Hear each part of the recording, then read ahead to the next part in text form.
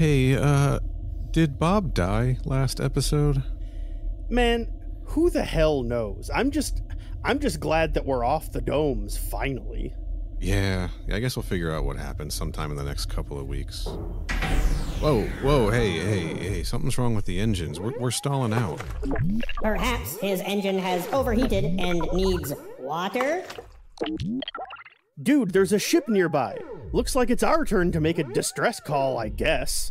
Mayday. This is Hallstrom and Rohrbacher of the USCSS podcast. Does anybody out there read us? Hello.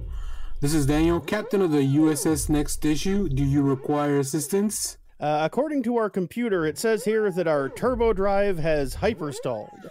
Any chance you can give us a tow, perhaps? Yeah, that's no problemo. I've just been flying on autopilot while I make space TikToks. I'll circle around, come pick you up, and then you guys can join in on the dance. Yeah, can we be in some of your TikToks too? You can be in the background.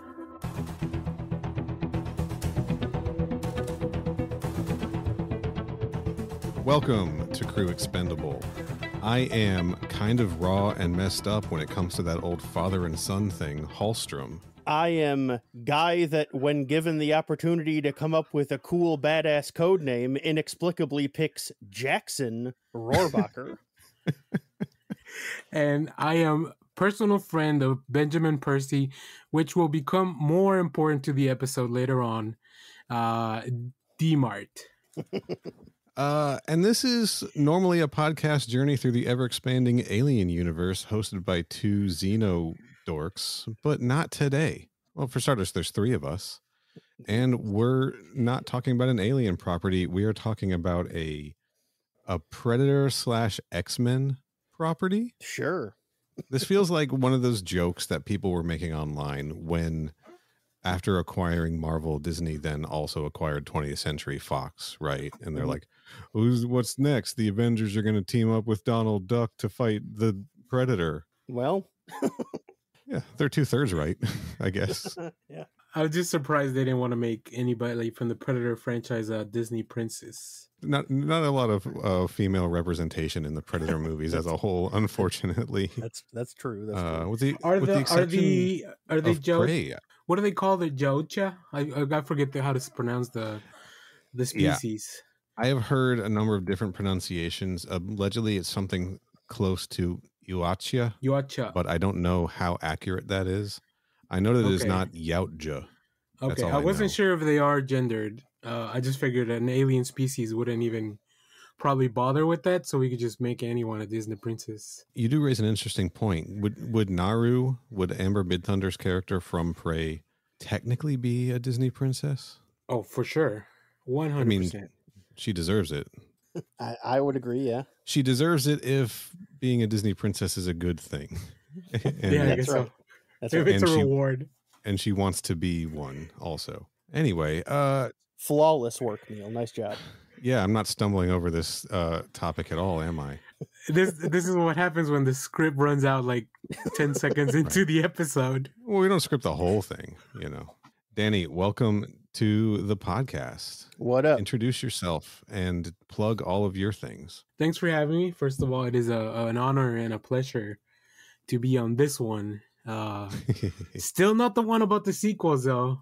That's I guess I gotta work my way up the chain of command. I don't know how that works. I don't know the hierarchy of the podcast in our universe.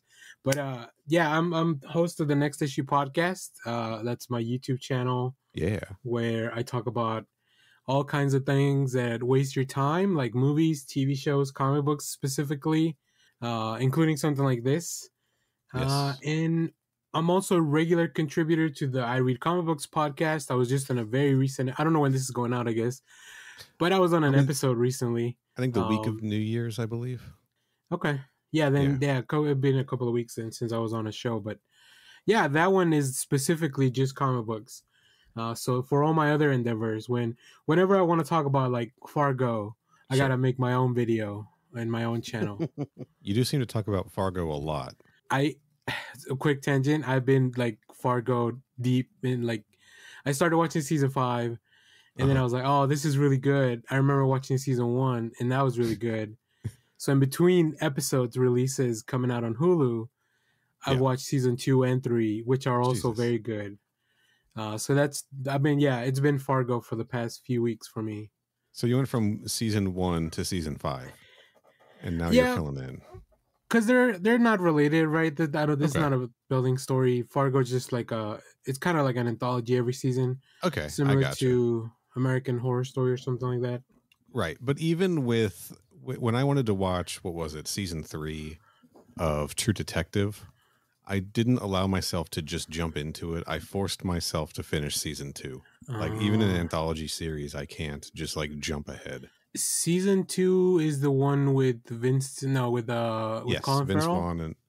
Vince Vaughn. Season 2, Vince Vaughn and Taylor Kitsch. Okay, so Hot Space Take. That's my favorite season, actually.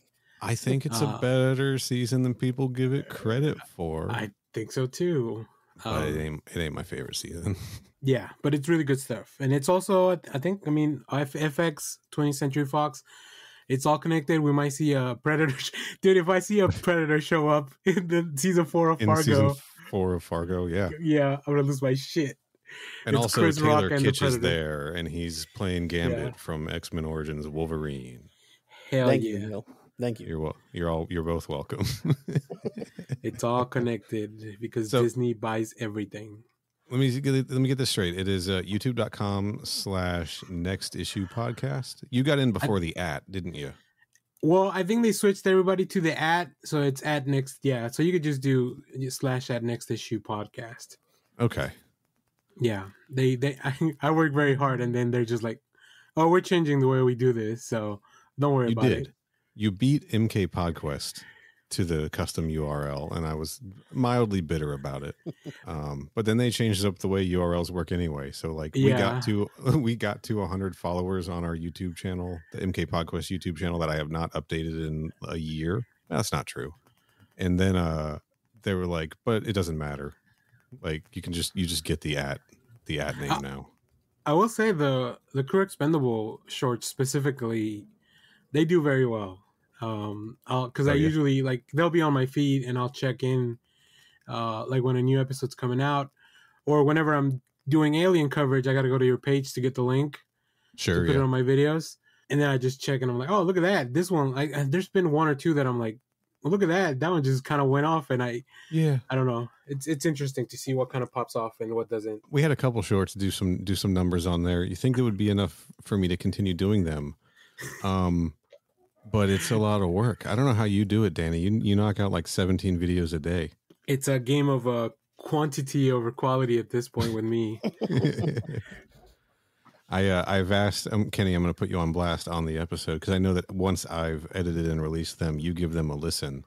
And I've asked you a few times, hey, if you hear something that would make a good clip for like a YouTube short or an Instagram reel, give me a time code.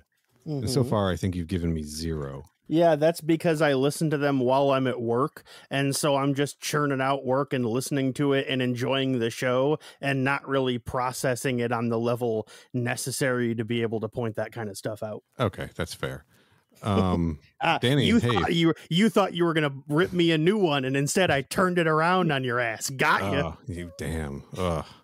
Danny, if you feel free to make all the shorts you want for us, and I'll post them on our channel. If I hear something that inspires me, I definitely. So what I do is I just take a screenshot on my phone to remember the time, and then I'll go back. So you may be seeing something else that's not for this show, but that came from me. Which I was inspired. I gotta post that. Inspiring work.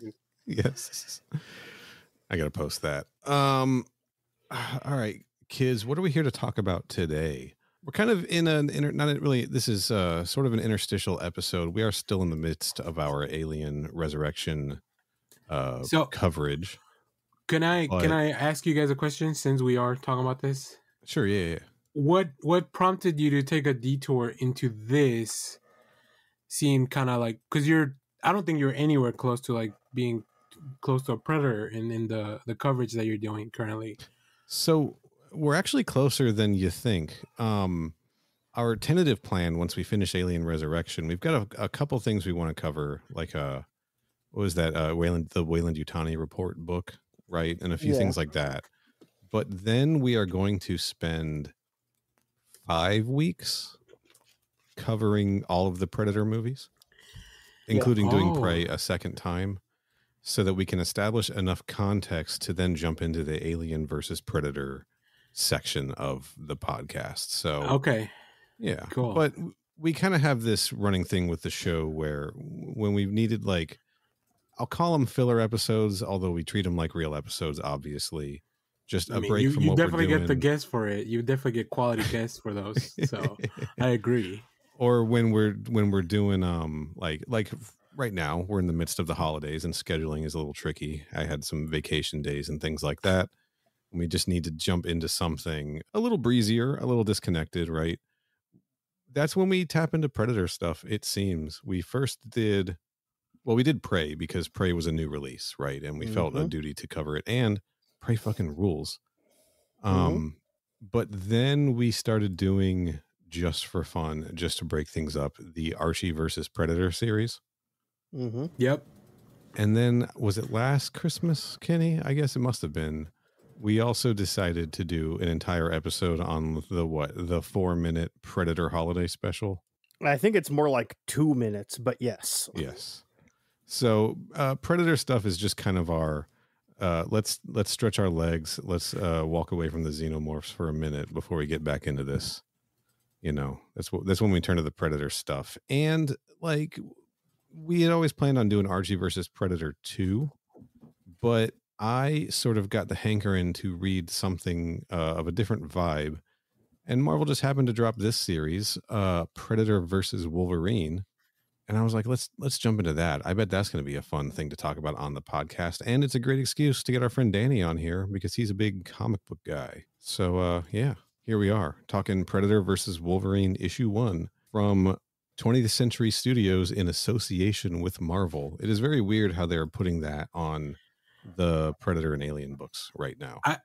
I love it. The little header with 20th Century Studios at the top. Yes. I actually kind of really dig it. I like it too. I like it. I mean, it's definitely saying, hey, this is not a part of the Marvel universe, even though this is a Wolverine book, right? Right. But it's a nice separation, and I like them showing props to 20th Century Studios, you know? Sorry, drinking some real weak coffee. I'm not going to get into it right now. It's fine. I'm not worried about it. About why it is the way it is, but I'm not happy about it. It's the only kind of coffee I have on my ship. I'm sorry. We'll need to make a stop soon. Okay. Yeah. We're not we don't have to stay in character as if we're on the ship the whole time. It's too late. So before we jump into this issue, I'm going to ask both of you, Kenny, you big X-Men guy? I mean, it comes in waves, kind of. Like, here's the thing.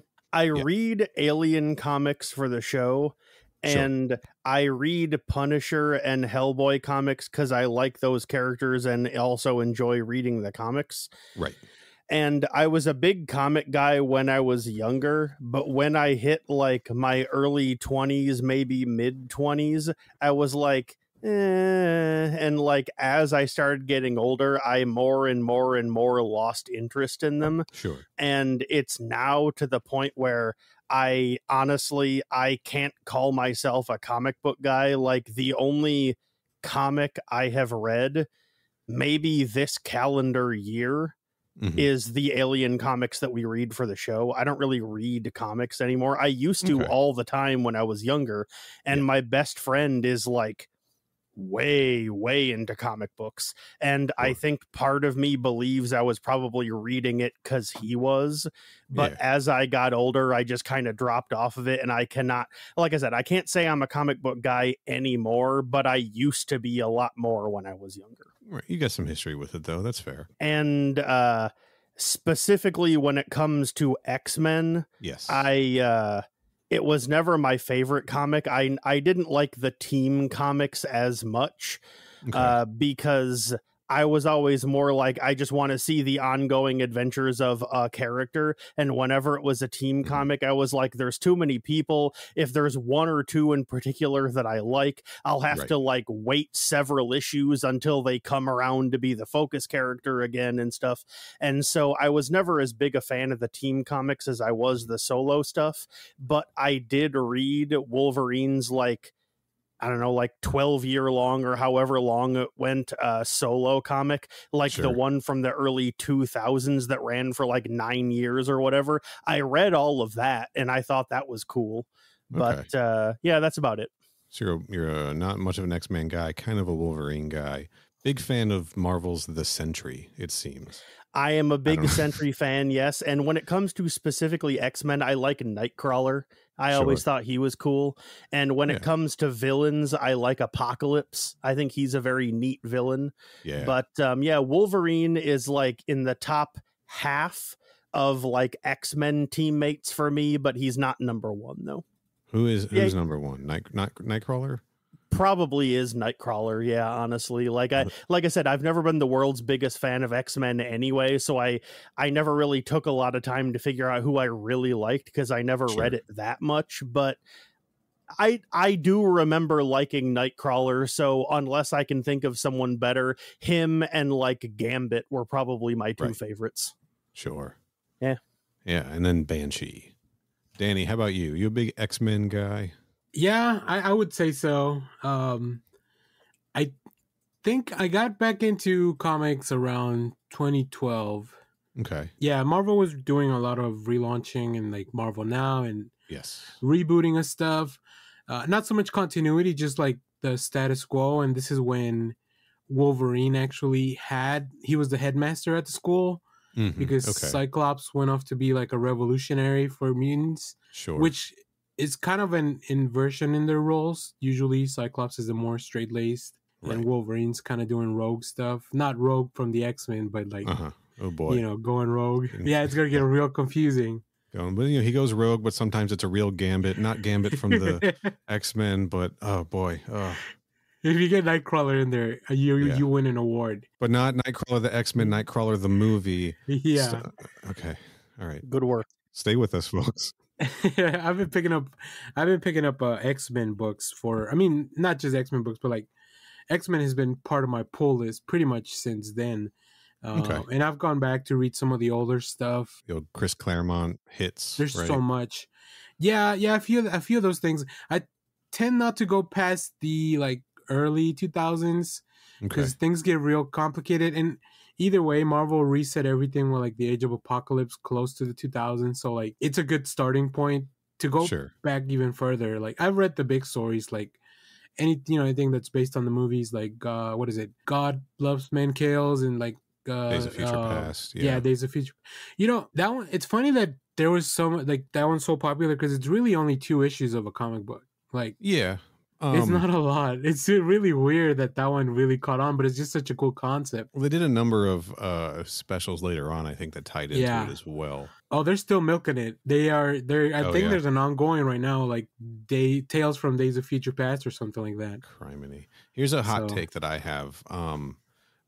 Disclaimer up top, fuck Brett Ratner. Well, fuck Brett Ratner also, but fuck Bryan Singer. Yeah. Who is, a piece of shit. But fucking Days of Future Past is probably one of the all-time great superhero movies, in my opinion, especially the Rogue cut. Yeah, I just watched that again the other day. That movie fucking rules. I think it's getting slept on a little hard because of the MCU, but damn, that movie's good. Holds up. I'm not crazy about the other X-Men movies, but that one for some reason really hit. I get it. That's a good one. I mean, yeah, I like most of them for the most part. I think, except anything to do with Phoenix, they just need to stop trying to adapt that into... It's 2 years of comics that they're trying to distill into like a 2-hour movie. Yeah, it doesn't work. They should have been like, when they attempted that, they should have been building it like from moment 1 of the first X-Men movie, right? Yeah, the best adaptation is the animated show because that had like a whole season to do it. Sure. Yeah. So I don't really consider myself an X-Men guy. Similar to you, Danny, I've read the hits. I've read. I'm actually reading God Loves Man Kills now for the first time. I read the Dark Phoenix saga, Days of Future Past, House of M, House of X, Powers of X. I watched all the movies except New Mutants. I watched a lot of the cartoon series. I don't think I read Avengers vs. X-Men, but I knew about it. That was one of the first things on my pull, like ever on my pull list. Nice. Because that's when I started reading. Yeah, I don't know. I've struggled with X-Men over the years. I've said this many times. My favorite Marvel property is the Fantastic Four. which I think is just a more like if you look at early issues of X-Men versus early issues of Fantastic Four, like you talk about like the Stan Lee, Jack Kirby issues, they're doing the same thing. Fantastic Four is just doing it a little better, in my opinion. But I've tried to get into X-Men a number of times over the years. And, you know, you guys know, you ever had friends talk to you about like friends who don't read comics are like, I just don't know where to start. I just don't know where to get into this. There's so much continuity, you know. Mm-hmm. That's never been a problem for me, like jumping into like Batman or Justice League or catching up with wherever the Fantastic Four are or wherever Spider-Man is.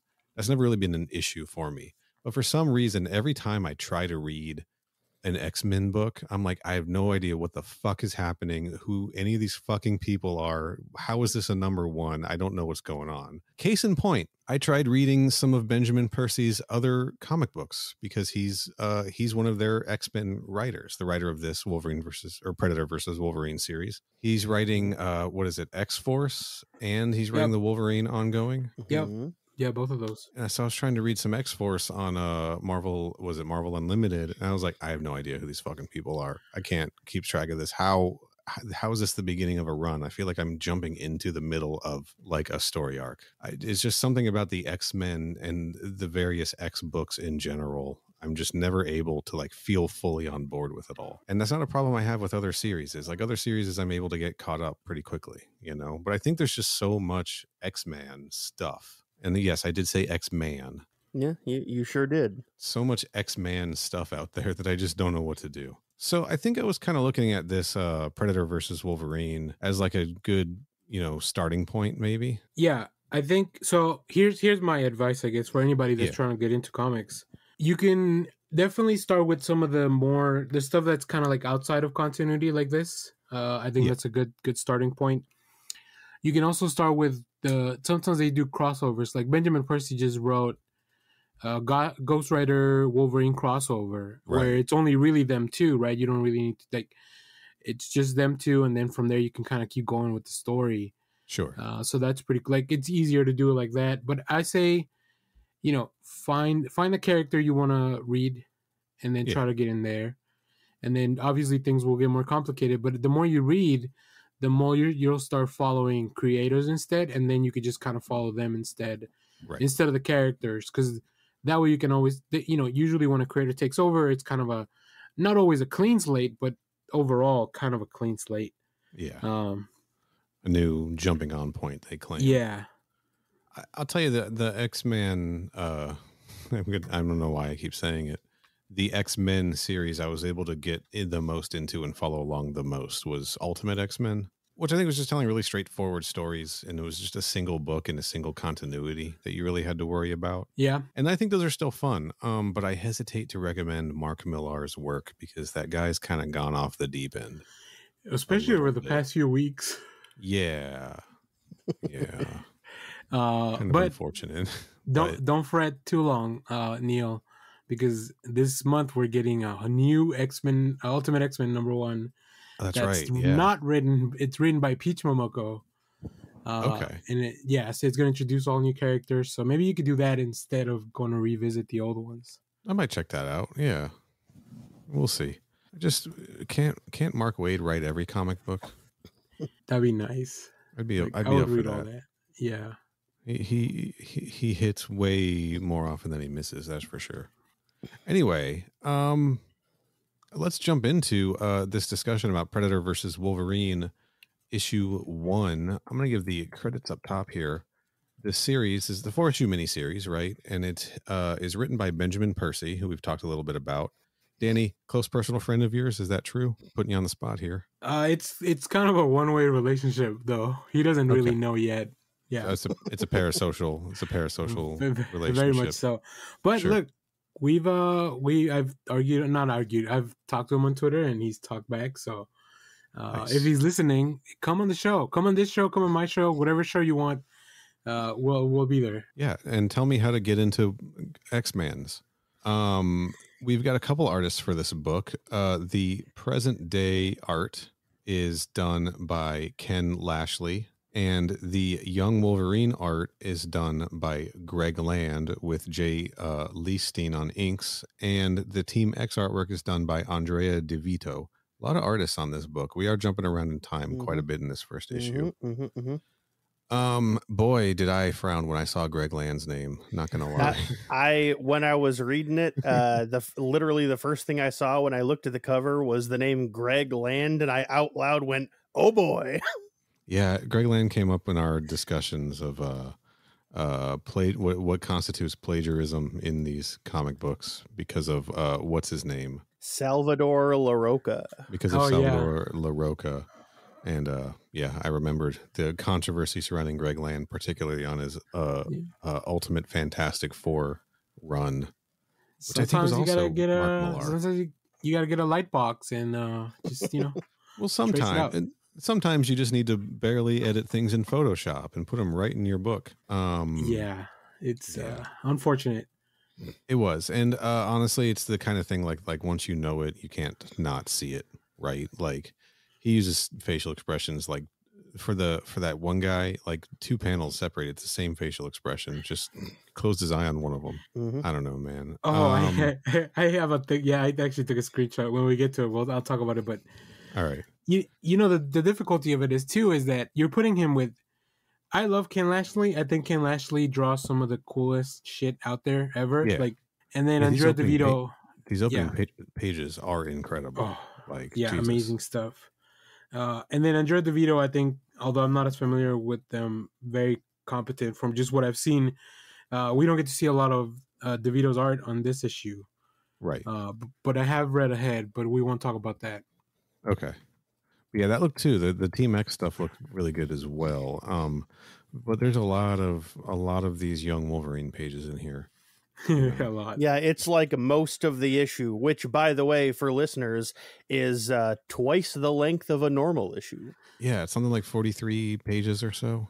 Right? Something like that, yeah. All right, so we've got letters by VC's Corey Petit and a cover by Marco Cicchetto. Thank you. Yeah. And Alex Maleev did some variant covers, Mike McCone, etc. I'm not going to get into all of that because it's already been 30 minutes. Yep, 30 minutes. Yeah. So again, support your local comic shops. Go purchase this book, and let's jump into this. Immediately, I was getting vibes of the troubled Damon Lindelof penned Ultimate Wolverine versus Hulk series that put out 2 issues in 2006 and then the remaining 2 or 3 issues in 2009. Cool. Either of you guys familiar with that series? I'm not. No, I don't think so. I didn't know Lindelof did a comic. I would check that out. He had a moment in that 2006 era where like people were really digging his books, but then Ultimate Wolverine versus Hulk got is supremely delayed, probably because all of his Hollywood work, But hold on, I gotta go be famous. I'll be back. Basically, pretty much. I have to go poorly write the Prometheus script. I'll be back in 2009. Hey now, I was just watching the opening of that on TV. It's always on TV. Sure. For some reason. There's a Prometheus channel on Pluto TV, and it just plays 24/7. Anyway, so that book opens very similarly to this. I'm just going to touch on this real quick with Wolverine sort of dragging him like all beaten to shit in maybe not Canada. I think that might be in Alaska, and it's snow covered, unlike the opening of this book. But he's like real torn up from his battle, and then you find out that he's just half Wolverine, like his legs have been removed. Mm-hmm. And he's like, oh, I remember what happened now. Cut to a huge splash panel of in the Incredible Hulk literally ripping Logan in half. Cool. That's like the second page of that book. So hell yeah. Yeah. And then he apparently threw his Wolverine's legs 2 miles up a mountain, and Wolverine has to crawl to get to them. It's a good bit. I mean, if you were the Hulk and could do that, it would be very funny to prank somebody that way. Yeah. So I'm not going to keep comparing. First of all, I haven't finished reading that series. I only remember that part of it because that's a pretty memorable opening to a comic book, right? It is all on Marvel Unlimited if anyone wants to check that out. But I have a question that I think is going to be rhetorical. I don't think we can answer it. We're not the people to do so. But how much of a person do you have to destroy for them to like completely grow it back versus like having to put it back together. Because we could have ended up with 2 Wolverines, right? If you just split them in half. We could, yeah. The legs grow, the rest of the body. Look, I haven't finished that series, and I fell off the Ultimate Universe. Maybe that happened. Maybe. Okay. Yeah, could be. mean, I'm pretty sure he finds his legs and sort of squishes himself back together. But I'll throw that to your audience. Yeah, but that would be fucking wild. Anyway, this book opens similarly with Wolverine walking through the Canadian wilderness, beaten and bloodied with a huge chunk taken out of his shoulder, talking about how he's being hunted, right? Yep. And again, this artwork in these opening pages is fucking stellar.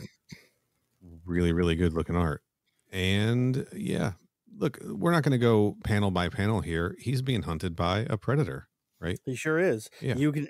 I mean, anyone that's seen a Predator movie recognize a plasma cannon wound when they see one. You know. Sure. Yeah. And then we see in another panel, if that doesn't give it away, the 3-dot targeting on his head.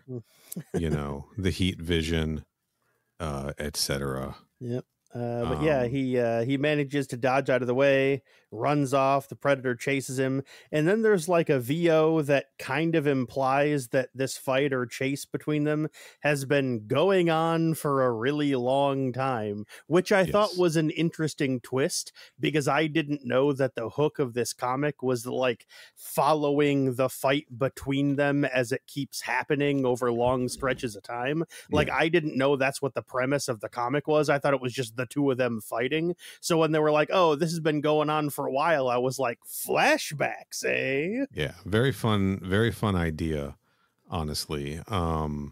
Because like so much of Wolverine's characterization is the fact that he's just been alive for so long and seen so much, right? That this is a cool idea. And they very smartly they hide that, because the title page where you see all the creative teams and the different timelines for that, that's after the opening stuff, right? It's after the first stuff where kind of Wolverine's talking to himself about he is now the prey, and I love the details of like you see Wolverine claws in the mask. So like this has been a 2-sided battle. They're just kind of like going after each other. And then you get the reveal of like, by the way, we're gonna see that this has been happening for multiple different eras, and then that's where it kicks off. That is a very cool scene with where a very cool panel where you see the claw marks across the mask. However, there are 4 claw marks, which is making me wonder if those were put there by Wolverine or not. I think those are from the bear. Oh yeah. You're right. You're totally right. Yeah, they couldn't have been from Wolverine because Wolverine only has 3 claws. Right, and the Predator. And the Predator only has 2. So he could have scratched himself up twice. He could have. That's correct. God, I cannot wait until they're fucking locked in a claw battle. Are you kidding me?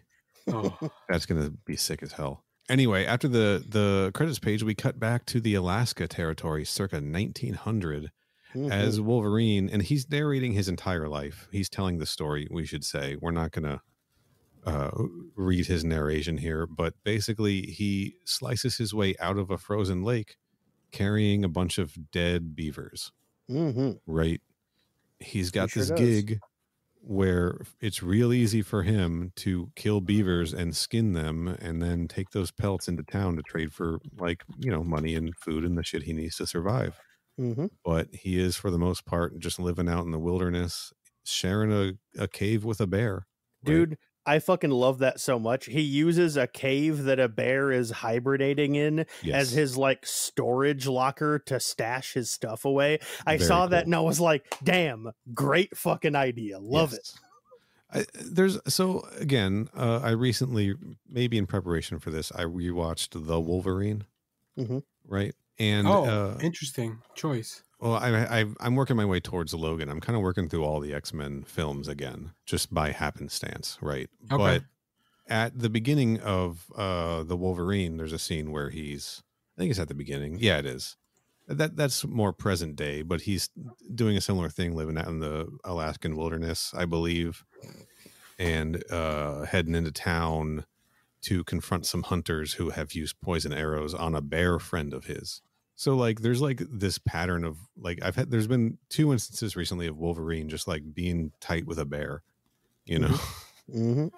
I like it anyway. I like that like they respect each other as like predators in the woods, right? I almost wonder if, because Wolverine always gets kind of assigned the the lone wolf and cub, Yes. Especially when Frank Miller's tropes. in the helm. Yeah. So I wonder if this, like, he literally raised this bear since he was a cub. Oh yeah, this is, and that's why there's literal lone wolf and literal cub in this lone Wolverine and cub. Yeah, lone wolf and cub. There you go. Yeah. Let's write it, guys. Let's pitch it to Marvel. I gotta ask, because we do get a lot of narration from Wolverine. Whenever I read Wolverine, I hear Cal Dodd from the 90s cartoon, X-Men 92 series. Yeah, 100%. Same here, bub. Excellent. All right, Kenny, do you have a specific voice of somebody like when you're reading Wolverine? Weirdly enough, the voice that I primarily hear is, I don't know if either of you guys have listened to it. Danny, you may have. They did a like a podcast mini series back some years ago. They did a couple of them, the Long Winter, and they did a second season, right? And I don't remember it being called The Long Winter, but maybe it was, and I just forgot. Maybe it's The Long Night. The Long Night, yes. But it has what's his face? Fucking Richard Armitage plays Wolverine in that one. Yeah. And that's who I think of whenever I hear or see Wolverine giving voiceover. I picture his voice in my head. So there is Wolverine, The Long Night, and then there was a second season, I believe. They might have I didn't listen to any of the other ones. I listened to season 1 and then just kind of fell off of it after that. But yeah. And then Wolverine, The Lost Trail. I could also hear Steve Bloom from Wolverine and the X-Men. Right. But mostly I hear Steve Bloom for Sub-Zero because he voiced Sub-Zero in a bunch of shit. So yes, he sure did. I also hear whoever does the Wolverine voice in the Marvel vs. Capcom games, but I don't know who that is. Huh. What if that's Steve Bloom? I would think he'd be either him or maybe Cal. It's got to be one of the two, I think. Yeah, we're not going to get to the bottom of it here. What do we have, the internet or something? Well, you check that out. I'm not hating this Greg Land art, except for like there's very little detail on the faces. Yeah, that sure isn't. That's the giveaway, I think, a lot of the time. Because at this time, Wolverine didn't have like the long beard or hair or like the long chops. Yes. It also looks a little weird. Yeah, he's also naked in this, climbing out of the ice hole and walking back to his camp, and the cowards like shadowed over his ass, and I'm calling bullshit. Wolverine showing Bieber. Heyo. Got him. Pew, pew, pew. All right, we're gonna cut that out, Danny. No, we're not. I'm gonna screenshot it. I'm gonna screenshot it and tweet it out. There we go. We're tagging the hell out of you on that one.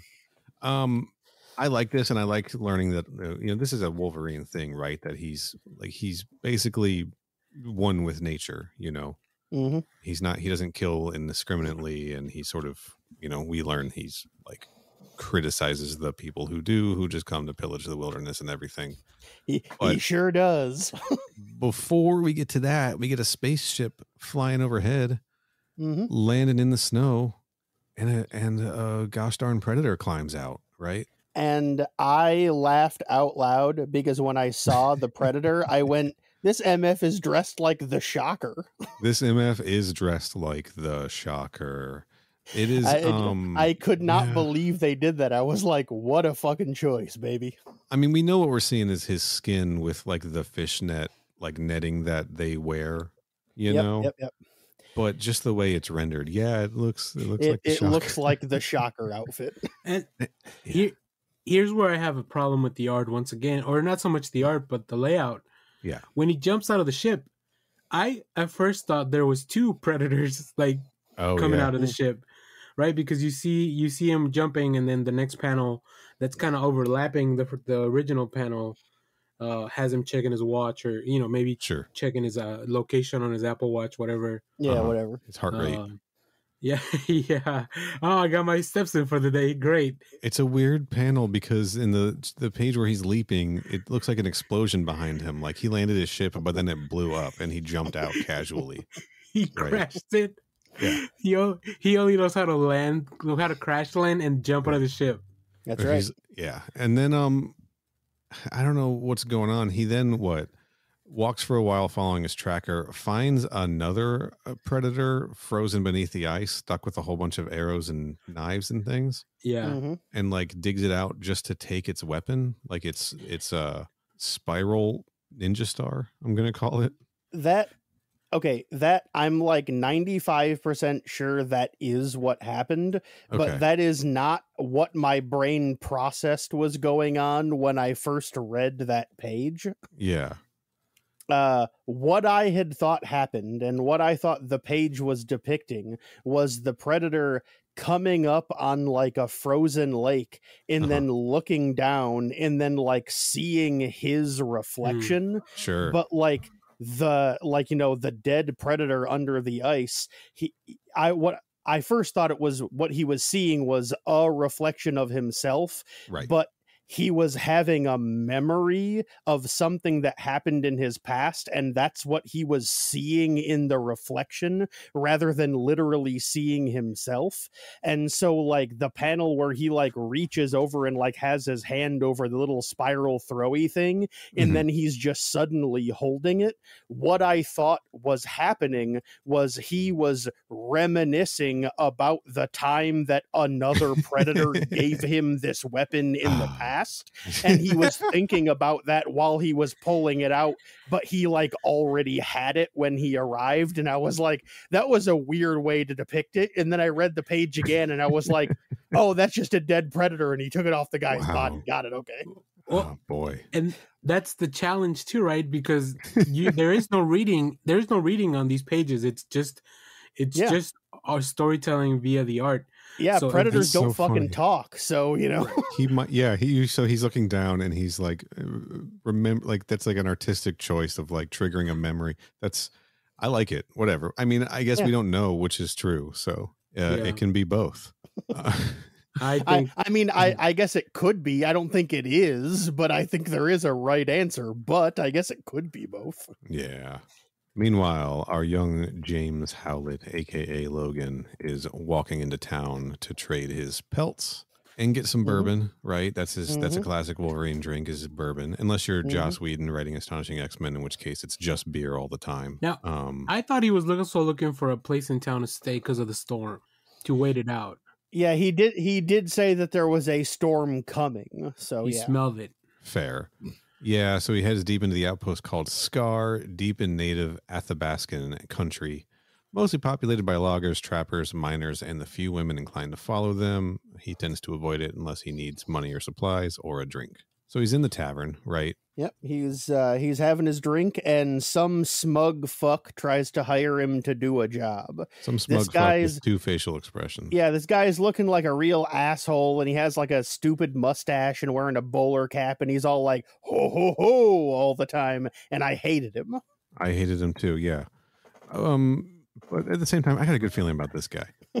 I thought it was gonna be Nathaniel Essex. Mr. Sinister. That's Mr. Sinister, yeah. Mr. Sinister.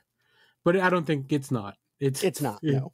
It's not. It's just some asshole. Also, there's before we see that guy the first time, there's a shot of Wolverine looking very handsome, very reminiscent of Tyler Kitsch. Is that his name? Yeah, I was about to say that kind of looks like Taylor Kitsch in that. Yeah. Like the face is Taylor Kitsch with different hair, with Wolverine hair. Sure. But come to think of it, all of the men in this look like Taylor Kitsch. No.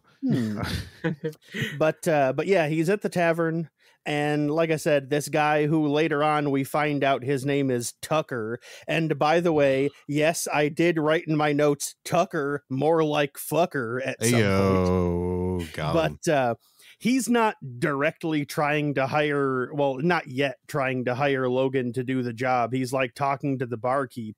And then while he is, some real like tavern guy types, you know the type. Sure.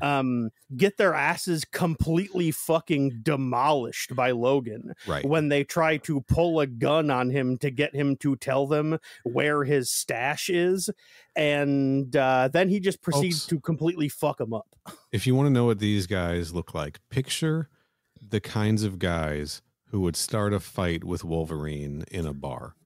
Doesn't matter what time period. And that is correct. Yeah. And picture one of them as a prospector. Sure. One of them has a prospector hat on. Exactly. Yeah. Yeah. Well, so our man Tucker bought Wolverine a bottle, right? Applying him with alcohol for a job. Wolverine's like, you don't want to be around. And he's like, why? And he's like, well, because of these assholes. And then they're like, we want your stash of pelts. You always got a whole bunch of stuff to sell. Where do you keep it all, man? And then he just beats the shit out of them. Doesn't pop his claws. Mentions he isn't popping his claws at this point. Yep. Right. Which is wild because there is even a point where he literally cuts a guy's hand off. Yes. He does it with a big saw that he pulls off of the wall rather than his claws. He takes a log saw off the wall and slices a dude's gun hand off. And the old lady bartender is surprisingly chill about all of this. Yeah, she's like, it's fine. He's just murdered dudes in her establishment. Yeah, there is actually there's a panel in this fight scene. Well, I don't know if you really call it a fight scene per se, but there's a panel in this scene that I genuinely really like. It is a panel, it's a close-up of a dude, and there's his face is covered in blood, and there's a bunch of glass shards sticking into his face, and he's screaming with his eyes closed and firing his revolver. And I was like, look, I know this is Greg Land art, so take that as it will, but I'm looking at this panel and going, that actually looks really fucking cool to me. It does. And then that's the guy who gets his gun hand removed with a saw. Yeah. I gotta ask, because in the panel where we see the bartender lady that has one expression saying, see, I fucking told you. Yeah. Underneath we see 3 guys on the floor. I don't know where the third guy came from. Yeah, neither do I. I went back through the pages to see, like, is there a third person at the bar? No, there's only 2. 2 approached him. So the guy with the revolver, he smashes the bottle on his face. That's how he gets the glass, knocks his hat off. Yeah. Punches him in the face. So this has got to be it. Then the bald guy with I'll call it not a handlebar mustache, but where the mustache goes down the sides, but there's no goatee. Yeah. Some mother at crewexpendable.net if you understand that facial hairstyle. He like breaks a chair over that guy's face, and as he's doing that, you see a knife coming in from off screen. That's the third guy. Oh, okay. And then but we never really see his face because Wolverine then stabs mustache guy and then turns to other bald guy who is the third guy. Yeah, it's very confusing. But yeah, shirts match up. So yeah, maybe that guy doesn't have a face. We get to my favorite panel of the page right after underneath the bodies when they go back outside. Yes. Where the guy who's Mr. Fucker is crying. Yeah, maybe the tears. He is. I didn't know why, but yes. Oh my god! And he's like, "I'm desperate. My son's been kidnapped. They're holding him for ransom. I need your help to get him back." The tear is just chef's kiss. Holy shit! Yeah, good work, man. Oh boy. And so the 2 of them, of course, Logan agrees to do it, and so the 2 of them head off into the brewing storm. And one of the first things that happen is that their horses get spooked. Right. And does anyone want to tell me what spooked these horses? Well, I'm sure there's a predator around. That's probably what did it. That's correct, yes. Before we get to that, though, you're skipping over my favorite part of this book, which is the... Oh, I didn't know I was. I didn't have anything written in my notes between those 2, so sorry. The predators hunting, the escalation of the predator hunting, where... Yes. Oh, yes, that's right. Yeah, sorry, you're right. All right. I did skip over that. Yeah. There is a fun montage of the Predator testing out his various tools by fighting in order some elk. First he cuts the elk's antlers off with the throwing blade. Right. Yep. Then it circles around and kills it. Okay, so that's one. Then larger elk, I think he takes down the same way. Then we see him leaping through the air to fight a ram. we see him in battle with a jaguar or a bobcat, more likely. I'm not sure. Think, yeah, like a bobcat probably got the jump on him. But then we come to my favorite panel. Danny, what's this last panel? Have you guys seen the movie from I think the 90s called Free Willy? I have. Because he's fighting a fucking orca whale. Like he's riding an orca whale. He is riding an orca. That is correct. Gripping its face and ready to stab it like in the head.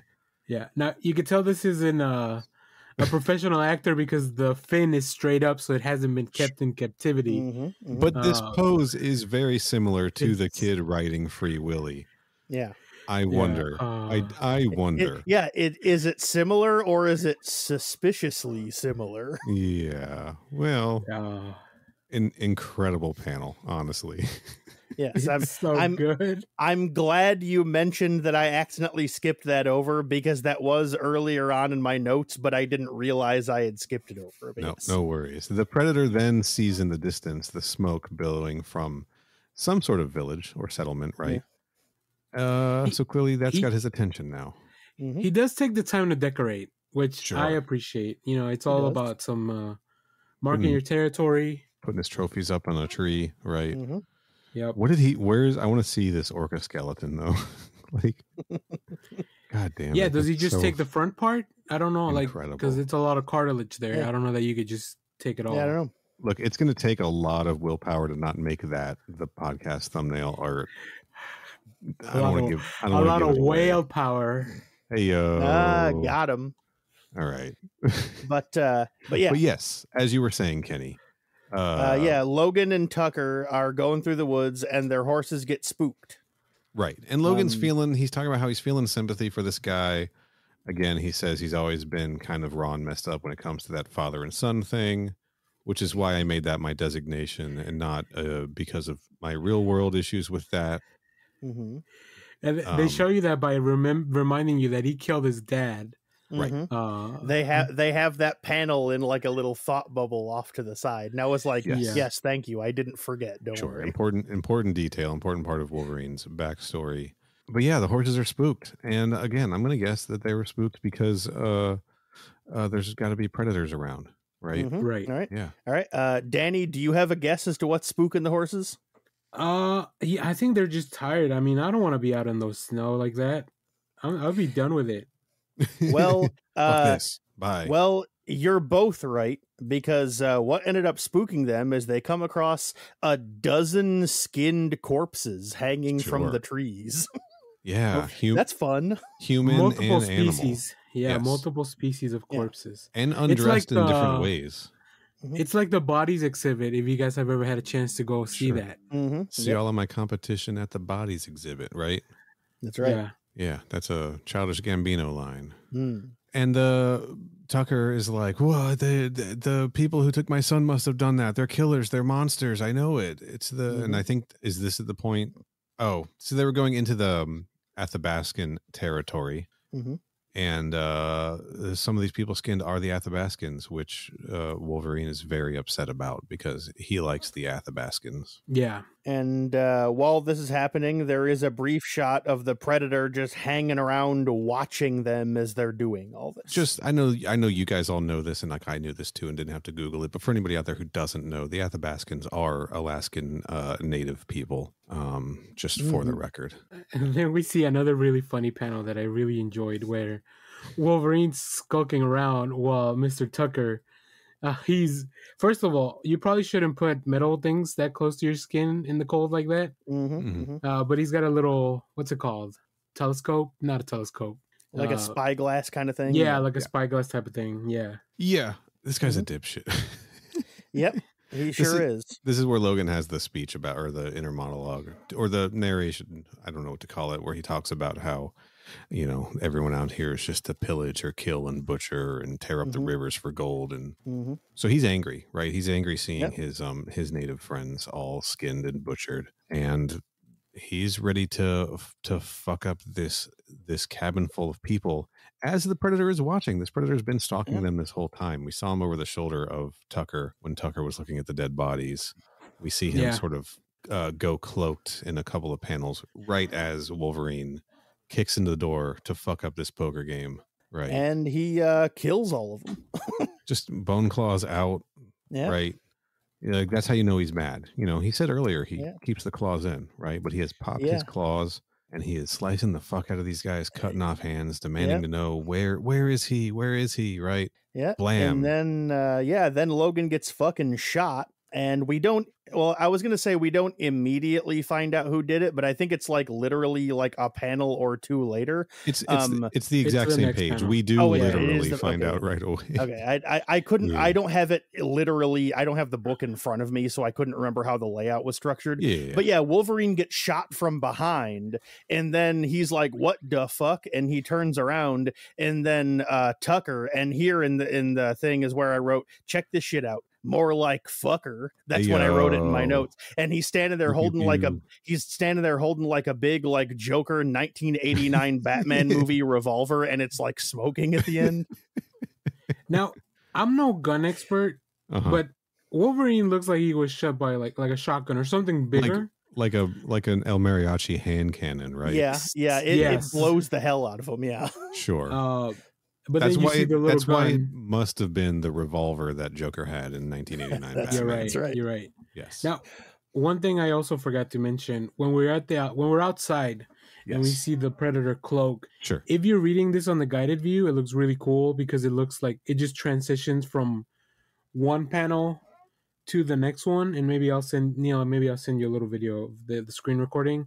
Yeah, I'm doing this in the Kindle app, and it's not. The guided view is it's probably my guided view settings because I don't have the dissolve set up. Okay, it looks really cool because it's like you see the Predator and just in the big screen. Yes. And then you slide to the next one. It's just like the cloaking. And then it happened. They do this multiple times because obviously the Predator cloaks all the time. But sure. Yeah. One advantage of the guided view is that, first of all, you do stuff like that. Also, you hide the reveal of who shot Logan because you only see the big panel of getting shot first. Right. And then you see the reveal. So yes, this book really worked for the guided view. Yeah, some books really do. I read a lot of stuff digitally. Yep. And it can be a very, very rewarding way to experience these. We have another page that's prime for guided view too. Yeah. Yeah, for sure. Because Tucker's now just like strolling through talking about how like, well, I guess all of these boys were technically my boys, these little scamps and orphans. They pulled a bank robbery, a railroad robbery for me, and they decided to keep the money. So, I came here to get it. Yeah. Long story short, there was no son. He hired Logan under false pretenses just to kill all these guys because he just wanted them dead. Sure. And then $20,000 is a lot of money in 1900. It's a shit. Like earlier on in the book, he said that $1 then was the equivalent of about $100 now. Yeah. So $20,000 is a shitload of money, dog. Now it's like $100,000. That's right. And then there is a fucking absolute comedy gold moment in this comic. Again, something prime for guided view. There is a panel of Tucker walking out of the cabin with a bag of money over one shoulder, and his other hat, he's like tipping his hat to Logan to say adieu. And in the next panel, and then in the next panel, it's the exact same image, except Tucker is gone, completely gone. He's literally just vaporized into pink mist with a big choom sound effect, but his hat is still floating in midair in the same position it was as when his hand was holding it. And money falling to the ground, dollar bills falling to the ground. It was so fucking funny, dude. And then the our hunter, our predator, steps into the cabin, and this is okay. Now, I am just now putting this together. I didn't want to comment on this man's physique earlier, but when he first showed up, I was like, "This is a pretty puny looking Watya, right?" Yeah, he is. I thought the same thing. Yeah, he's very wiry. Yes. Very noticeable in this panel, but of course he is. This is a young predator, right? this is probably his first hunt, you know? Mm-hmm. And that's why, I mean, obviously we'll see him down the line further on in Logan's life. But I'm just now connecting, like, of course he's scrawny. He's like a teenager, you know? Yep. Do you think that was his dad that he found dead? I do wonder if maybe it was. Could be. Yeah, thematically poignant to this issue, right? That's right. This predator has also always been kind of raw and messed up when it comes to that old father and son thing. I can't wait till they bond over that.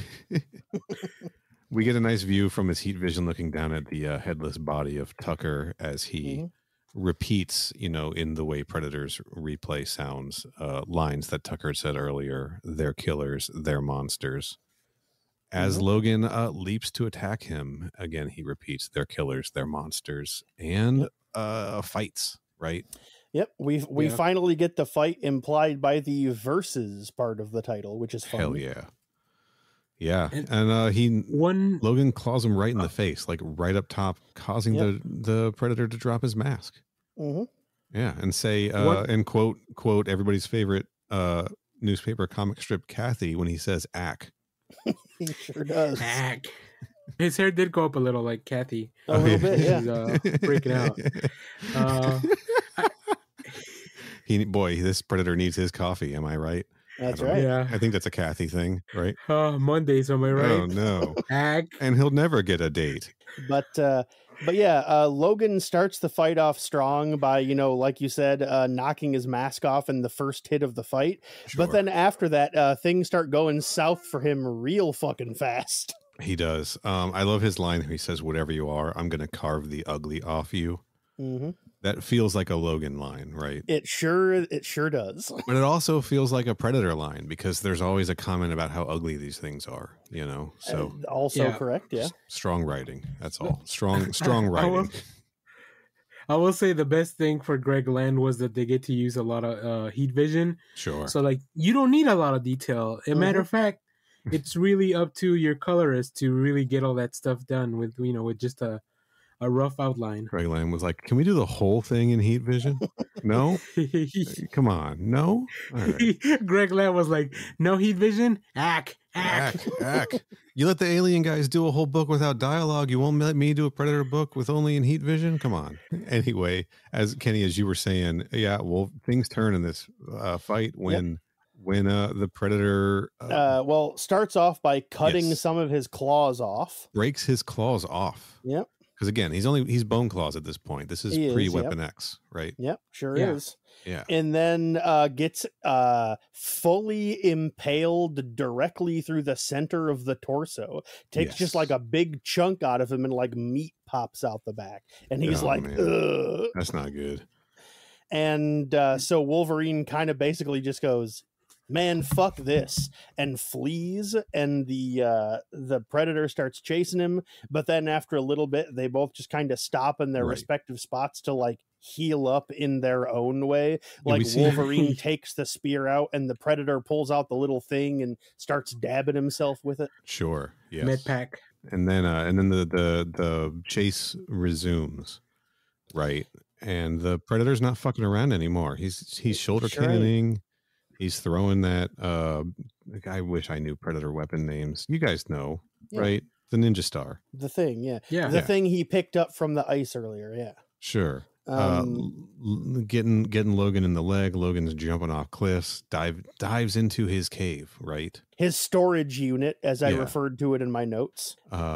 Starts yells, "Come out and get it, you ugly fuck!" I assume. Mm-hmm. Bam. And then the bear wakes up and attacks the Predator, and the Predator's like, "Oh shit," as the bear goes "rawr," and then drags him off into the cave. Yeah, I love it. Yeah, it rules. As we pointed out earlier, 4 claws on the bear. There it is. Yes, we did. There we it see, is. and the bear makes. Oh, it says shink. I thought it said snicked. I just can't read, guys. That's fine. And the bear drags our young Predator into his cave as Wolverine fist pumps Yeah, he sure does. Which does not feel very Wolverine-y to me. It does not. And but yeah, so he's like, well, that's the end of that chapter. And then Logan just kind of walks off. And then, to my eternal dismay, a few seconds later, the Predator comes out of the cave carrying the bear's severed head. And I was like, come on, he was an ally. He doesn't deserve to get killed. Very unhappy about that. The other thing that I feel like an editor should have caught this or something. Yes. Wolverine has the ninja star in his rear on the the left leg. I believe there's even a panel of him like pulling it out and looking at it and going, and like carrying it with him or something. Yep. That's where I'm going. Yeah. So he maybe they just should have switched the order of these panels, because then Wolverine pulls it with his left leg, with left hand. He pulls it out. Mm-hmm. Then he fist pumps also with his left hand. Yeah. And then you see him examining the ninja star, also assuming that you see it from his left side. So he's probably holding it with the left hand again. So if you make it clear that the fist pump happens before he rips the star out of his butt, right, then maybe that would make more sense. Or I don't know. Like, I guess it would have been confusing if he had been holding it when he fist pumped, right? Like, he could have just been holding it when he did that, you know? Yeah. I don't know. Good. Yeah, but here's the thing. The image that Greg Land traced of the fist pump, the original image, he wasn't holding a big ninja star in it. We're going to get emails. What was he supposed to do? We're going to get emails from the Land stands out there.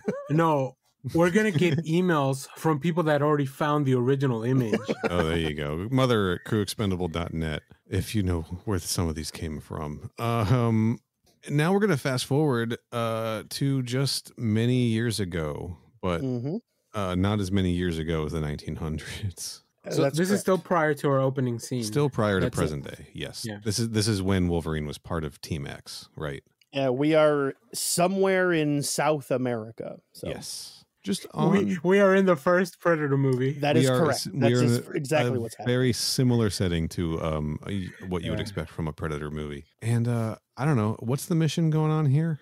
Who fucking cares? The mission, as they say later on, it's to track down some general who's planning a coup. Sure, and then stop him from doing the coup. And Wolverine is giving us a monologue about how, like, because of what Professor Thornton has done to him, he's had so many mind wipes, and he's just been alive for so long that sometimes entire parts of his life he just forgets, right? Also, I was just going to say, for all the listeners out there, if you want to picture Professor Thornton, they have a picture of him in here. And imagine, if you will, Professor X, but give him rectangular anime glasses. Done. That's what Professor Thornton looks like. Yeah, honestly, yeah. Anyway, you were saying? Bald guy with glasses. And he's got the things over his ears. He's like the guy from Cloud City, from Bespin, right? Mm-hmm. Lebo? Okay, yeah. I don't know his name. Lothal? Who cares? No, that's a planet. I don't remember. Somebody with a Star Wars podcast will let us know.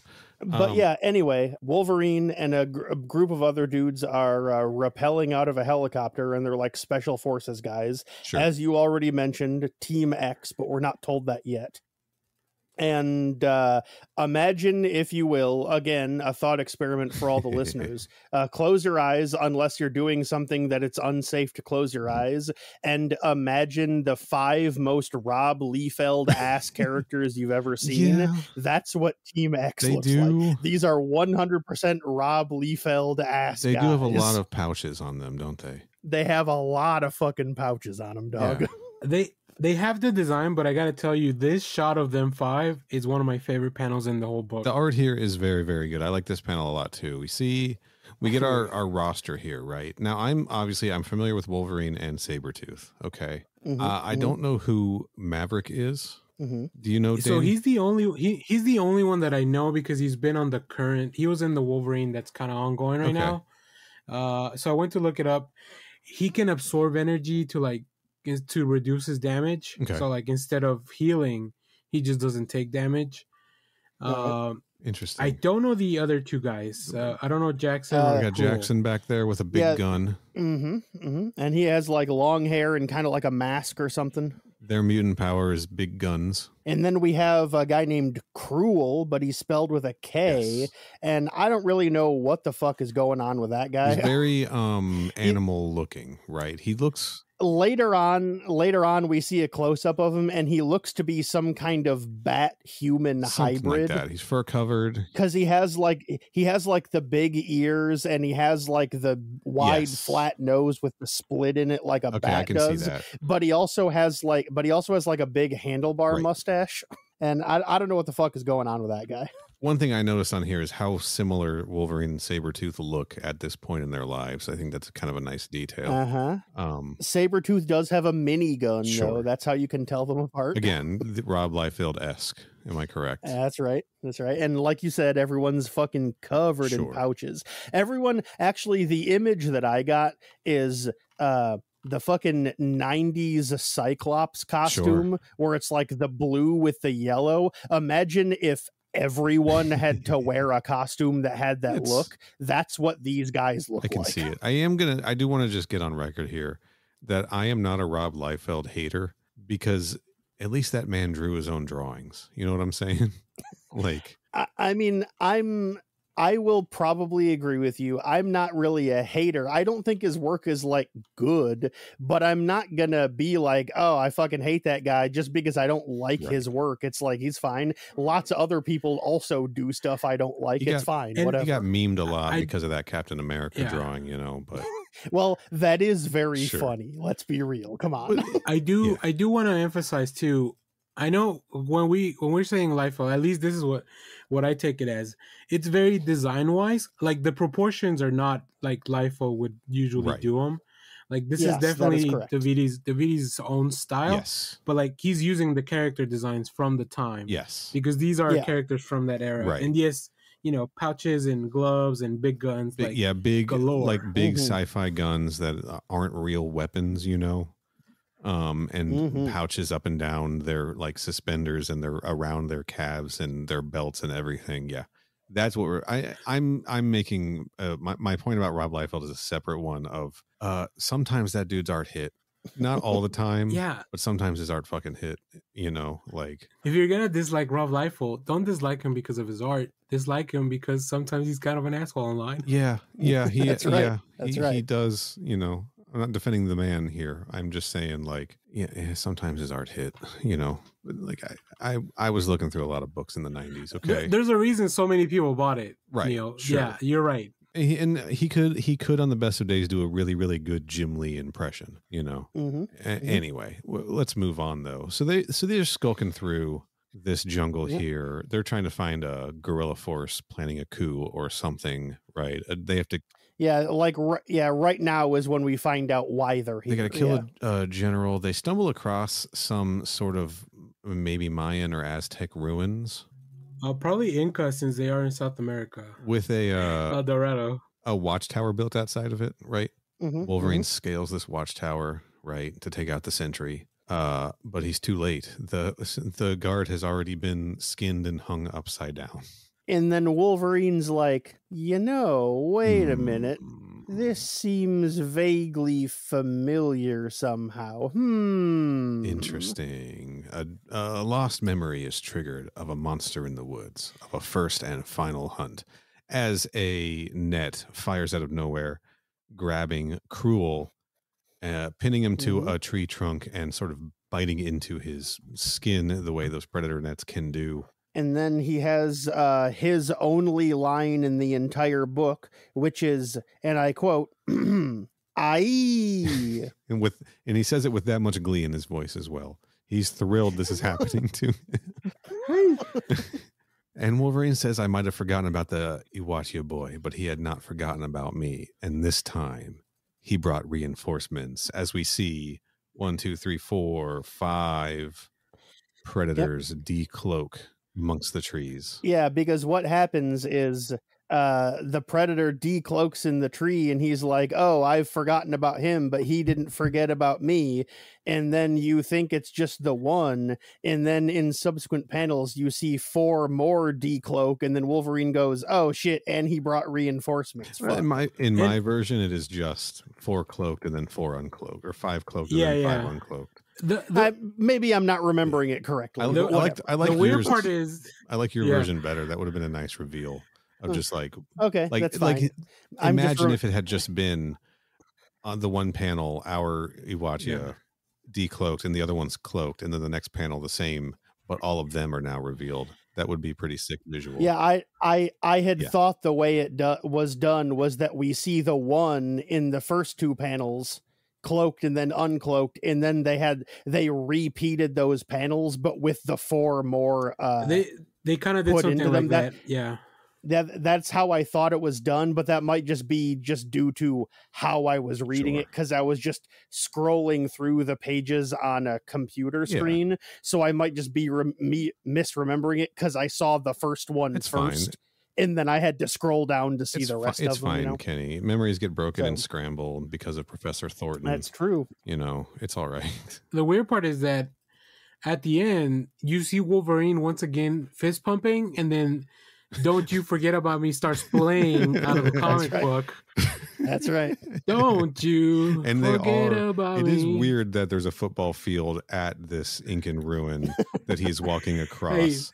And they play sports. Come on, Neil. The 5 predators are all posed on the goalpost, right? Don't. And you can see our boy here. You can recognize him by the mask, by the scratches in it, and he has filled out. He is muscular now, right? He's also earned, I guess, more armor. I don't know how their culture works, but I think they earn more weapons and armor and stuff, right, as they hunt. Yeah, he's just got a little bit more on it. It's not a ton more, but it's enough to it covers up more than the old fishnets back in Alaska. Sure, yeah.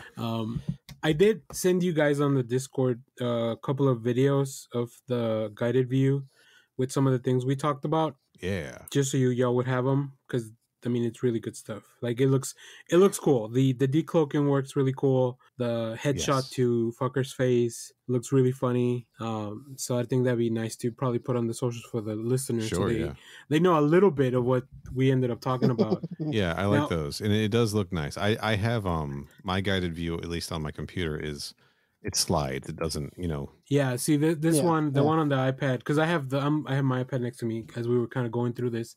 And you get a really cool preview of the next issue too. Yes. At the end, which is super sick. And like I said, I have read it, but we won't get into that one today. Yes, let's not get into that now. Also, side note, that's a good point. All those predators uncloaking and revealing themselves. That's how this issue ends. That is the end of this issue.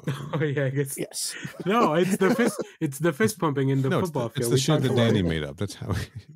Yes, that's correct. Sorry, I apologize. We do get a very nice. This is obviously a reference to the first Predator movie, where Sabretooth is unleashing a minigun and just cutting down all of the trees in the forest. That's a nice preview page there, and then what I'm assuming is the cover of Wolverine, claws out, Sabretooth getting ready to fight a Predator who's holding someone by the neck. Can I say they're wearing way cooler outfits in the cover? Yeah. It looks a lot more sleek. Yes. So I don't know if they drop all the pouches. Well, they lost their shoulder pads is what they lost. That's the big difference here. Yeah. Those shoulder pads. It's like how the Saiyan armor, like Vegeta's armor, looks so much cooler once he drops the shoulder pads, right? True. I like the shoulder pads. I'm not saying I don't, but there is something specifically on Vegeta when he drops those shoulder pads. Yeah. Then you see the shit. Yeah. I also found it very funny during the preview for the next issue. It has a little 1 or 2 sentence blurb. And in that blurb, it points out how Team X is comprised of Wolverine, Sabretooth, and Maverick, which leads me to believe that Cruel and Jackson, let's say, aren't around. Yeah, I don't think they're going to make it. Yeah. Also, they tease that apparently Weapon X is going to show up at some point. Oh, hell yeah. Our first glimpse at Weapon X. Cool. Yeah, I guess that would make sense that maybe the Predator went back to see him once he got the Weapon X stuff on him. Sure. Cool. So, Danny, I'm going to start with you. You've already read issue 2. You haven't finished the series. I know as of the time of this recording, there are only 3 out of 4 issues published. If it makes you feel better, I don't remember anything that happened on issue 2. I'm going to have to read it again. That's okay. But did you enjoy this first issue enough that it made you want to pick up issue 2, or did you feel a responsibility to buy it? Oh, no, I knew when I was, so I guess it's kind of a bad answer because I knew even before I read the first issue that I was gonna get all 4. Sure. Just because I had looked at the covers on the previews. Yes. And the covers are pretty sick. The covers are sick. I guess we didn't really touch on the cover of issue 1. We should probably do that now, right? Sure. It's almost naked Wolverine fighting a predator in the snow. It looks like he just escaped from the Weapon X facility without the helmet. Yes. Yeah, he still has like all the Weapon X accoutrement like dangling, like the wires and all that. The helmet is kind of like hanging off his waist. Off his belt, yeah. So already they're giving us some, and the predator's got skulls strapped to its waist too. This cover is sick as hell. Bravo. This is the Chichetto cover. Yes. Yeah, Marco Chichetto draws some really cool. If you want to see more of his stuff, read the Daredevil comic. The previous one, not the new one. If it's on Marvel Unlimited, I will check it out. It will be. I'm wrapping it up as we speak. Nice. Well, not currently as we record, but right. You're just distracted this whole time. That would be rude. You're like, guys, I've been reading Daredevil, and I'm over here like, that's fine. I've been watching Hackers this whole time. I do that sometimes on podcasts. So anyway, yeah, I guess that's the way we kind of rate these. Is if you hadn't read, if you didn't have to read issue 2, would you buy it based on this one? Danny, sounds like you were on board from the start, and you're going to get all 4 of these, whether you like them or not. So, did you like this as an introductory issue? I did, and I think the other thing is, I don't know that we'll go back much to the Alaska story, which means maybe less Greg Land art and more of Davidi and Lashley. Sure. So yeah, for sure, I would buy this even if I hadn't, I already read the next one. Nice. Kenny, what about you? Having read issue 1, are you looking forward to reading issue 2? Mostly. I mean, my big complaint with this issue, ironically enough, is the fact that it's double length, because I'm not saying that only 24 pages worth of comic actually happen in this issue, but like, I don't feel they took full advantage of the longer runtime, because like the comic is about Wolverine versus Predator, and he only fights the Predator once in almost 50 pages of comic book. And so I would have preferred for there to be more fighting and a little bit less set dressing, especially when I know that this miniseries is only 4 issues. Right. But I mean, it feels like that's always the complaint I have about everything we ever do, is they take too long to get to it. It feels like I'm just fucking hitting a button on a broken record by this point. But other than the fact that I just felt that it was like weirdly slow for an action comic, I did have fun. I didn't have nearly as many complaints with the art as like I thought I was going to. And the plot is generally interesting because, like I said earlier, I didn't know it was going to be like a follow this fight through time kind of thing. And so once I discovered that, I thought that was a cool hook. And like, I do think Wolverine is a cool character. It's fun to see him fuck people up. And so I would, if I was just chilling and then I read this, I would probably go, I think I want to see where this goes. So I probably would end up reading issue 2. Yes. So go ahead, Danny. I was just going to say, they had to justify charging you $8 for this, Kenny. This was an expensive book. That's right. Yeah. That's right. And honestly, like, as far as the pacing goes, I am glad that they did this establishing story, this Greg Land drawn Wolverine in the past encountering the guy, but had the wraparounds of a present day encounter with the same Predator and a previous past encounter with it as well. I think that if it had just been like the 1900s segment, I probably wouldn't have picked up issue 2, honestly. Like, if it had just been those segments starting with Wolverine coming out of the ice lake and ending with the Predator walking out of the cave with the bear head, I'd been like, well, I'm done, right? So like, I appreciate the double length, and I appreciate giving us the state of things in the modern time, and then showing us a Team X encounter as well. It makes it a better concept too, the fact that they've been fighting like over and over Yes. for different eras. Making Wolverine like prey that got away essentially is a very cool concept. Yeah, which by the way was another thing I was thinking of while I was reading this. I don't think I ever knew that if they don't get killed, predators live that long. Yeah, I don't. I always just assumed they had, since they're humanoid, I always just kind of assumed they had vaguely human-like lifespans. Sure. But 80 years later, 70 years later, or whatever, this predator is still around and coming after him. Yeah. Yep. What your lifespan? Looking for a quick. How long do predators live according to AVP Central? Careful how you Google that. Yeah, I looked up. I used Iwat. Deal just got a map of predators around his area. Yeah. Oh boy, there are a lot of dots on this map. Looks like. Yeah, I don't know the lifespan of these. Considering length, I don't know. Let's say 200 years, right? Sure. Fuck it. I guess they could also maybe do cryo sleep, till you get to go on your next hunt or something like that. Sure, maybe? yeah. Once you have that technology, you can kind of really extend your life. Like if you're just bored, you can just close up shop for a few years, wake up later, and see how I need to go going. think about my life. You know. I'll be back in 50 years. Honestly, God, that's the dream, right? Right. But again, we're not a predator show. We're an alien show. Yeah, we aren't. That's correct. As we've learned doing the show, there's a lot we don't know about the alien, about the xenomorph, right? That we're learning. Also true. We know even less about Also the predator. True. That's why we do the show, to learn things. So, we're gonna get a YouTube comment about how long predators can live, and thank you in advance for that, Chris. Only if you were nice about it. Our YouTube commenters overwhelmingly very nice.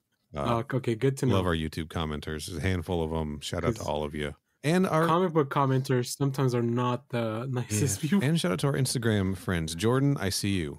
Shout out to Jordan. Long live Jordan, everybody. Right? That's right. Yeah. Also, it's funny because I was sitting here racking my brain trying to think of a segue, and then Neil, you gave me the absolute fucking perfect segue, and you don't even realize it. Speaking of comments, as I've mentioned before, whenever we cover comic books, especially new ones on this show, I illegally pirate them online by using a website that uploads rips of them. And occasionally, like I said, especially if they're new, there might be comments underneath that I sometimes find amusing and decide to talk about on the show. I paid for my book, just so everybody knows. Yeah, same here. I didn't. I illegally ripped it offline. Well, I didn't actually rip it offline. I read it online. I didn't download it. Well, now I hope Benjamin Percy doesn't listen to this episode. Benjamin Percy, I bought it. I will buy it physically also. But this one actually had 12 comments on it, which is, if there's more than 0, there's usually only ever 1 or 2. And so I'm not going to go through all of them. I'm going to pick and choose a few of the interesting or funny ones that I came across. Todd Jetst, whose profile picture seems to be photoshopped Metroid maybe or something like that, says, man, oh man, am I excited for this to continue. Just enough of the parallel histories for us old. And then he writes C''TS. He I should say he did self-censor it. That was not me censoring it. He censored it. And also I said apostrophe, but I meant to say asterisk. We got you. But anyway, just enough of the parallel histories for us old, well-versed in both IPs to get the brain a-tingling. They could be British or Australian where you could just throw that around. Sure. Could be. None of us are, so we won't be saying it. That's right.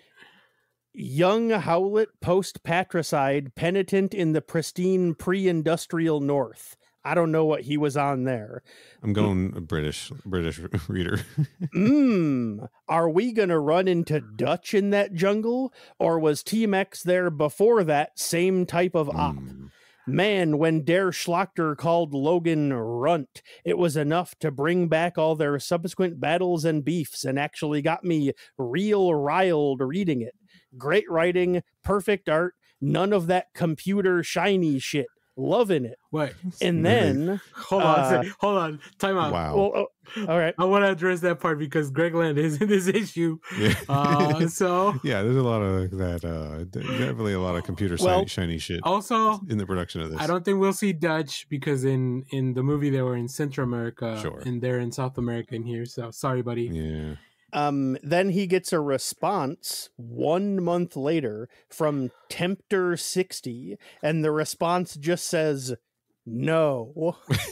Well, that's cheating because obviously this other person already read the next one. Sure. Let's see. Somebody else. Abstract 1011 2 months ago says, so many inconsistencies from canon.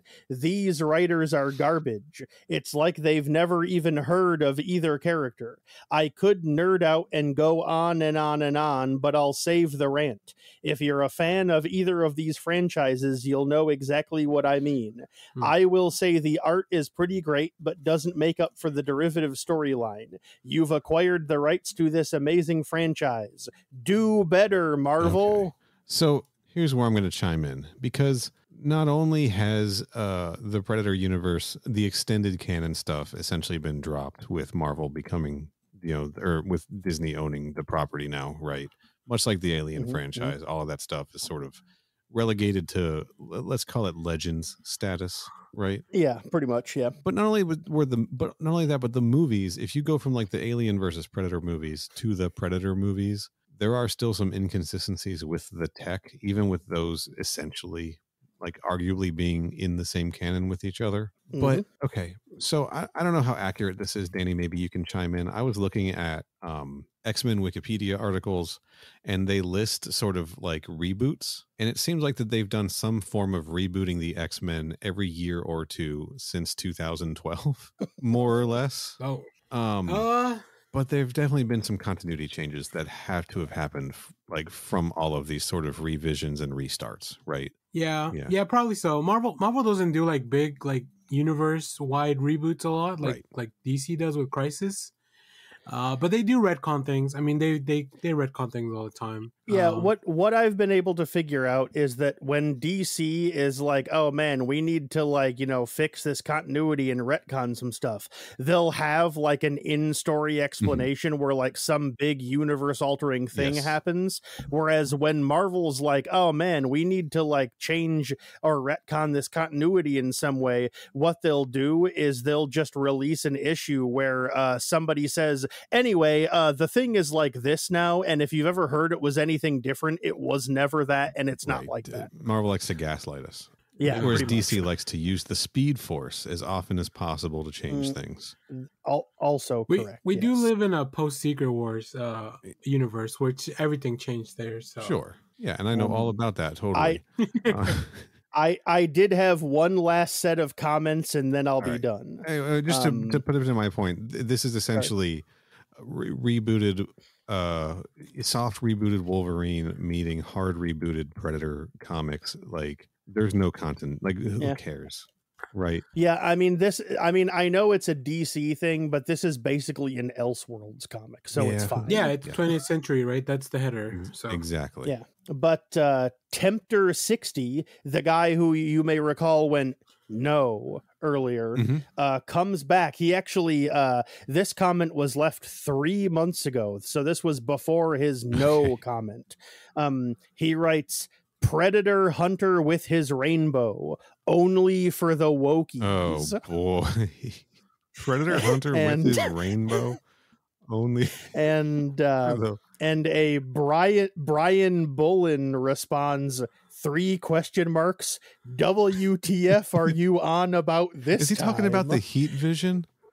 Is this a heat vision? I have no idea. I'm going to take that as a heat vision joke. Is it the Brian Bolin, artist of the Killing Joke? Because no, this is Brian. This is not Brian Bolland.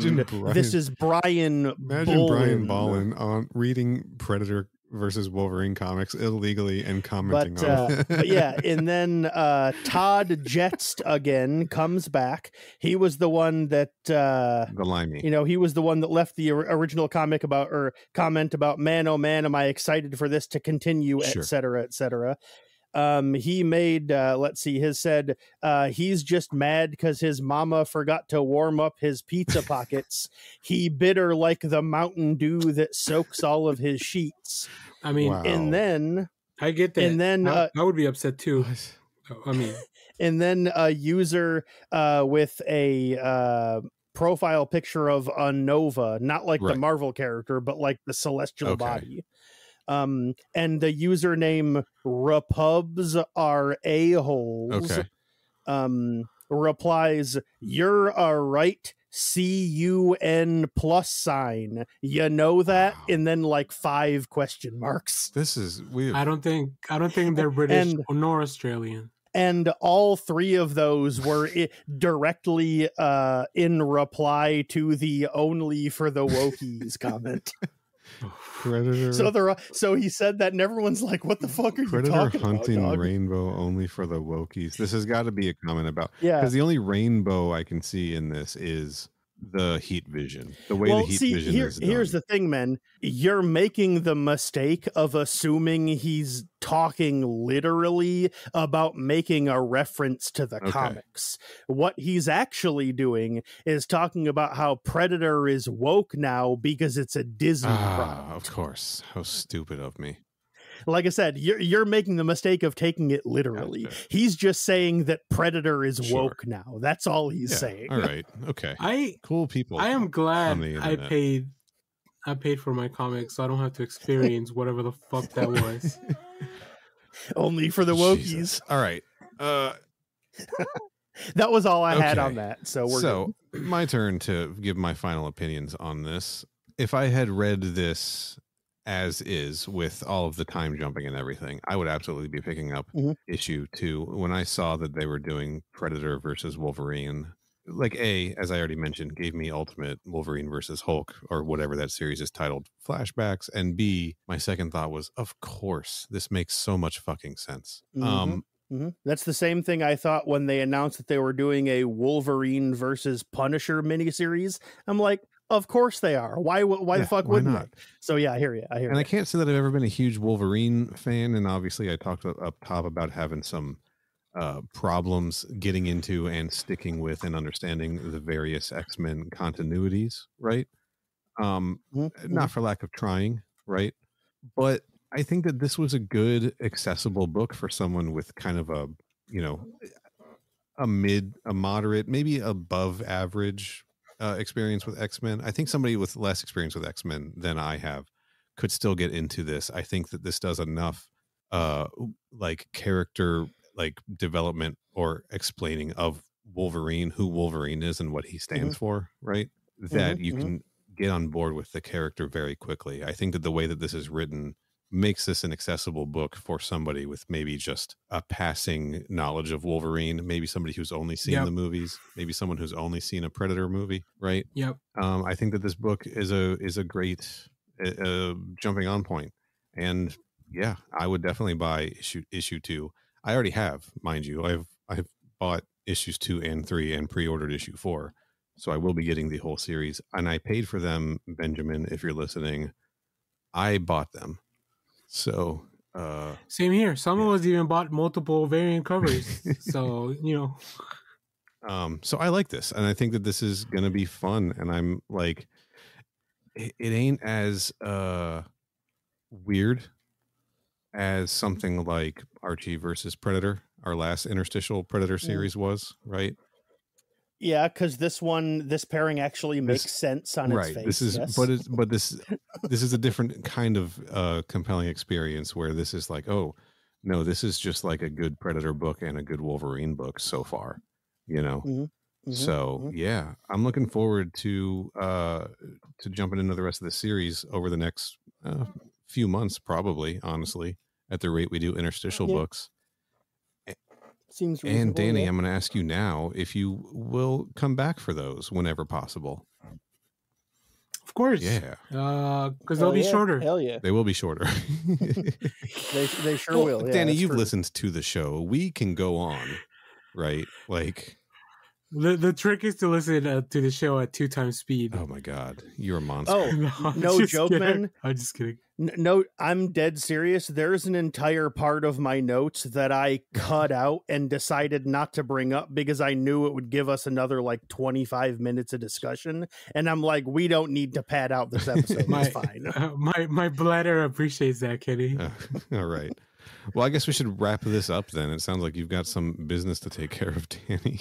I've been spinning in my chair for the last 5 minutes. Let's drop your plugs one more time, and then we'll get the hell out of here. Oh, well, you can find me personally. You can find me everywhere at Echo Spider, the spell the cool way with the C and the K. Mm-hmm.